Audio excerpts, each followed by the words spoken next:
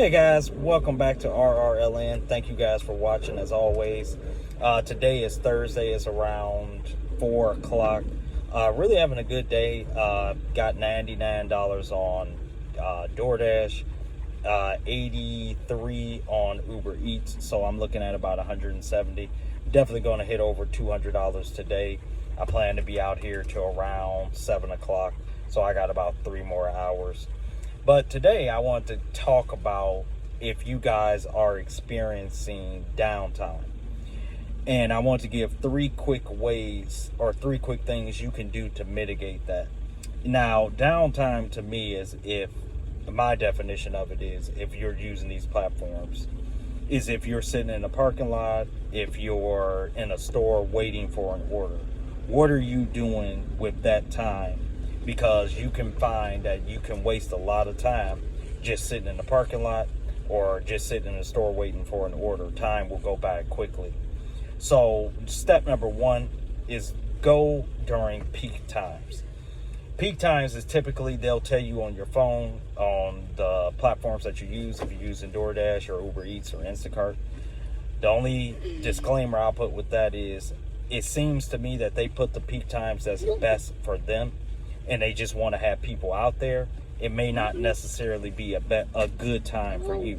Half the hot zones that they put on DoorDash or Uber Eats is really not the best spots, and I found that out through experience.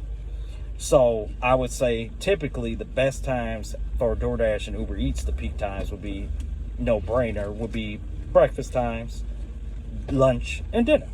So breakfast time, and I'm sure it differs between everyone. But for me, in this area that I'm at, I'm in the Arlington Heights, Illinois area. The best times for me in breakfast times is 6 to 8. Lunch would be 11 to 1:30. And then from 5:30 to 8:30 for dinner. And that's on Uber Eats and DoorDash. Now, Instacart, it differs a little bit in that Instacart, you can usually get good orders, a little tongue-tied, but you can usually get good orders between 7:30 to around 11:30, and then around 2 to around 6. After 6 o'clock, Instacart normally always dies, at least for me. I never really get any orders after that. But that's when my DoorDash and Uber Eats will pick up. So with me knowing that, I've committed myself to just doing 12 hours a day, and I'll stay out here and I'll mitigate my downtime by doing all 3 platforms. So if one is not hitting, I'm pretty sure Instacart will hit. If Uber isn't hitting, I'm pretty sure DoorDash will hit.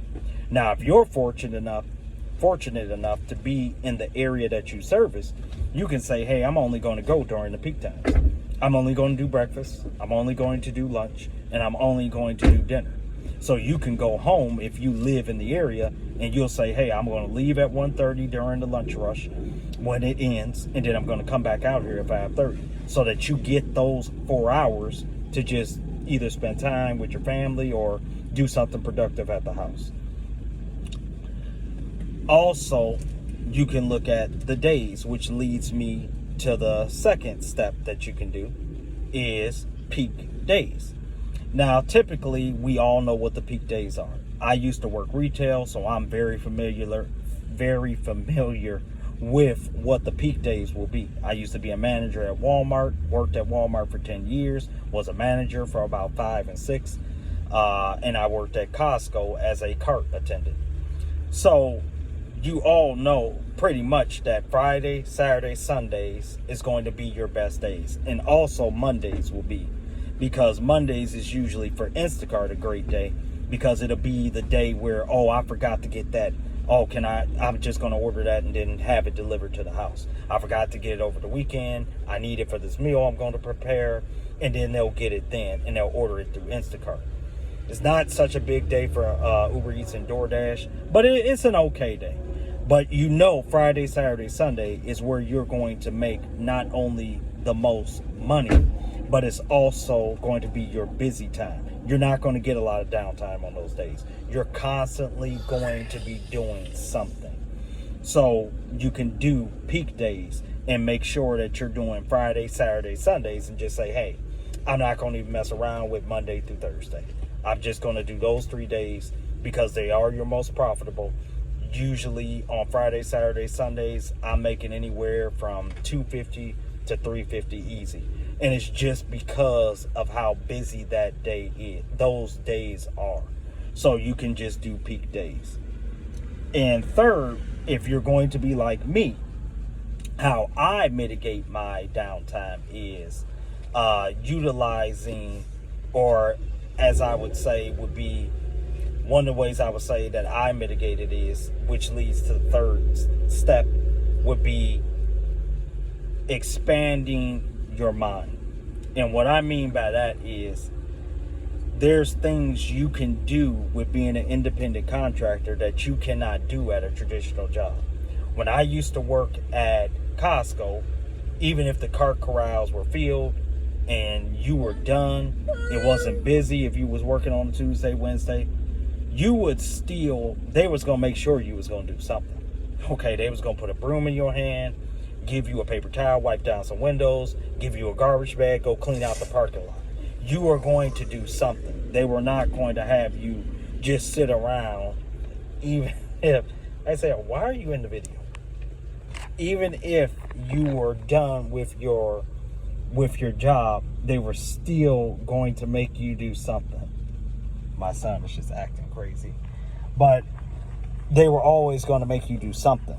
With this, I utilize that downtime to listen to an audiobook, listen to something that was going to help me to mitigate what I was trying to do. I was going to work on like right now, I'm working on trying to do I'm working on trying to build a crypto investment. So one of the things I've been doing is I'm listening to audiobooks about crypto, because that's something I believe that's going to stand the test of time. I think it's going to be here in the future. And I think it's important that with all the money I'm making by being an independent contractor, that I put that money to work. Just can't make them, because remember guys, just because you making this money, all this money, it seems like because it goes into your hands.